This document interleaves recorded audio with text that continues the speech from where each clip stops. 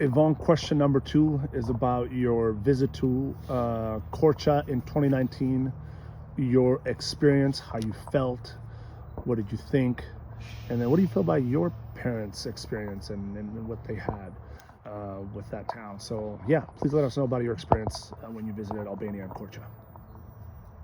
Okay, I got to visit, or took the opportunity to visit Korça in 2019, rather late, many years after they had left, and Korça and Albania had been through an awful lot in that time. And I had the good fortune to be able to plan to be in Korça on May 19th in 2019, which is just about 4 years ago from today. And I planned it for their anniversary. They got married on May 19th, which would have been the end of the Easter celebrations. They could not marry during the Lent. So it's a very interesting time of year, and I thought it would be good to be there at that time.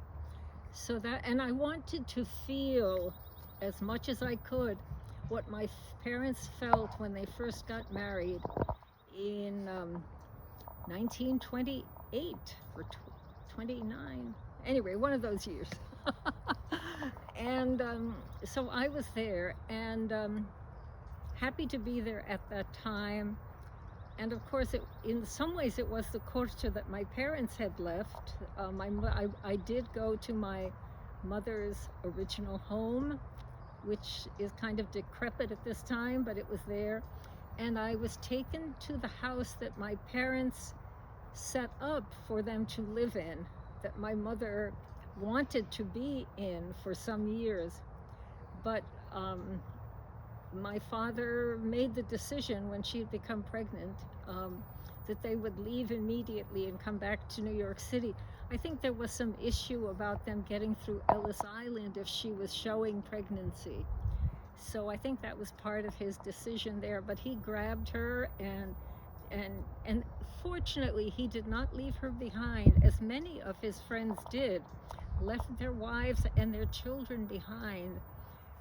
I would have otherwise been born in Korça. Well, I wouldn't have been born because my father could not go back. My sister would have been born. But he did bring her to New York pretty quickly. They came here in New York in October of 1929, and they were not able to return. My mother, during the years I was growing up, and there was much anguish over what was going on in Albania from 1933 when I was born, which I'm witness to. But she always cried about that he took her away from her family, from her home, and she was not ready to leave. And she had this home that he and she had set up that she wanted to be in. She wasn't ever able to really enjoy that home, her wedding home. So that was my parents' experience. I will say that when I went there, I had a depressed feeling. Korça did not look beautiful like the Korça that my mother remembered and described. It looked very neglected, and there were clearly, and I did meet some people who were quite comfortable and well off, and they hosted me at lunches, at cocktails, took me on trips, and they were obviously very comfortably okay. There were other people whose wealth had been redistributed, and they were not doing quite as well, but one person in particular was extremely kind to me, and clearly he was living a different life. And then of course there were many people who just seemed to be very much in need. There was a Central Park downtown, and I'm a botanist, and so I could see that it was neglected. I wished I could go and put some rose bushes in, or somebody would come and do something there.